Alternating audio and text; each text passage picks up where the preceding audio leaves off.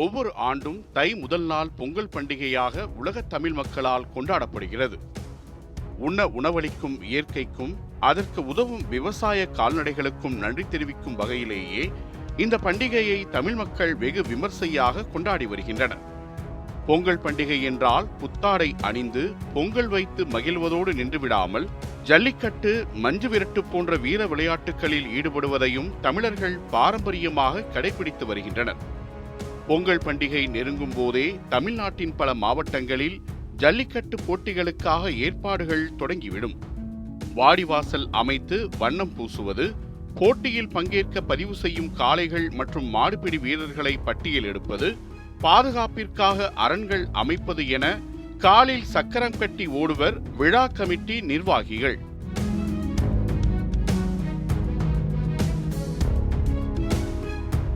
தமிழ்நாடு முழுவதும் பல்வேறு மாவட்டங்களில் ஜல்லிக்கட்டு போட்டிகள் நடைபெற்றாலும் மதுரை மாவட்டத்தில் உள்ள அலங்காநல்லூர், பாலமேடு மற்றும் அவனியாபுரத்தில் நடக்கும் ஜல்லிக்கட்டு போட்டிகளே உலக புகழ் பெற்றவை.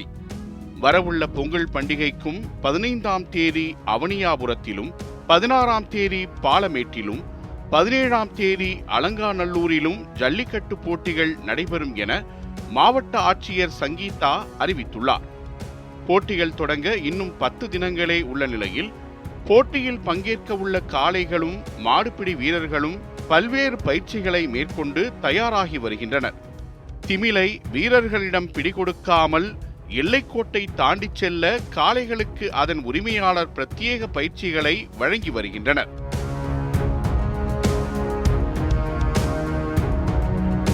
வாடியில் உத்வேகத்துடன் சீறி பாயவிருக்கும் காளைகளுக்கு தனி கவனம் செலுத்தி பருத்தி கொட்டை, புண்ணாக்கு போன்ற வழக்கமான உணவுகளுடன் பாதாம், முந்திரி, பேரிச்சம்பழம் உள்ளிட்ட புரதச்சத்து நிறைந்த உணவுகளையும் வழங்கி காளைகளின் உடல் நலனை பேணி காப்பதாக காளை உரிமையாளர்கள் தெரிவிக்கின்றனர்.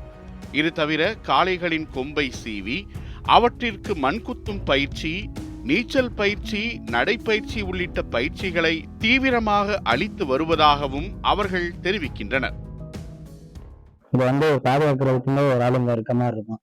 காலையில நீச்சல் பண்ணணும் 2 நாளைக்கு ஒரு தடவை, நடைபயிற்சி, தூசி எல்லாம் அதையும் வைக்கணும். மாட்டுக்கு வைக்க எல்லாமே டயத்துக்கு போட்டாங்க மாடு இதாகும், ரெடியாகும் வந்துட்டு இருக்கு. அது போய் மண் குத்துறது எல்லாமே ரெடி பண்ணுவோம். நடைபயிற்சி எல்லாத்தையுமே ரெடி பண்ணி தான் ஜல்லிக்கட்டு வைப்போம். மதுரையைப் போலவே அதிகப்படியான வாடிவாசல்களை கொண்ட புதுக்கோட்டை மாவட்டத்திலும் ஜல்லிக்கட்டு விளையாட்டு போட்டிகளுக்கான ஏற்பாடுகள் பொன்னமராவதி, தச்சங்குறிச்சி, திருக்களம்பூர் உள்ளிட்ட பகுதிகளில் களை கட்டியுள்ளது. இந்த ஆண்டிற்கான முதல் ஜல்லிக்கட்டு போட்டியும் 6ஆம் தேதி இம்மாவட்டத்தில் உள்ள தச்சங்குறிச்சி பகுதியில்தான் நடைபெற உள்ளது. போட்டிகளில் பங்கேற்க பதிவு செய்துள்ள காளைகளை எஞ்சியுள்ள 10 நாட்களில் தயார் செய்ய தேவையான அனைத்து பணிகளிலும் காளை உரிமையாளர்கள் ஈடுபட்டு வருகின்றனர்.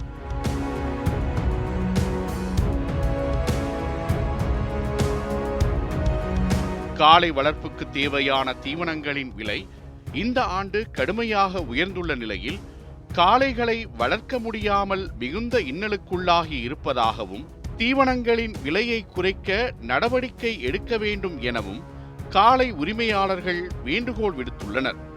அதேபோல தமிழ்நாடு அரசு கொண்டு வந்துள்ள ஆன்லைன் பதிவு முறையில் ஏகப்பட்ட சிக்கல்கள் இருப்பதால் காளை வளர்ப்பவர்களின் நலன் கருதி மீண்டும் டோக்கன் முறையை கொண்டுவர அரசு நடவடிக்கை எடுக்க வேண்டும் எனவும் அவர்கள் வலியுறுத்தியுள்ளனர். எங்கள் தாத்தா காலத்திலேருந்து இப்போ எங்கள் அப்பா காலத்திலேருந்து இப்போ நான் வளர்த்துட்டு இருக்கேன், அடுத்து என் பையன் வளர்த்துட்டு இருக்கான். பாரம்பரியமாக வந்துக்கிட்டு இருக்க ஒரு வேலையை தான் பண்ணிக்கிட்டு இருக்கோம். தமிழ்நாடு அரசு இந்த டோக்கன் முறைகளை கொஞ்சம் கட்டுப்படுத்தி இன்னி வரக்கூடிய ஜல்லிக்கட்டு வேலையில் எந்த ஒரு கஷ்டம் இது இல்லாமல் மாட்டுக்காரர்களுக்கு ஒத்துழைப்பு கொடுத்து ஜல்லிக்கட்டு நமக்கு நல்லபடியாக நடக்கணும்னு சொல்லி நம்மளோட ஆசை.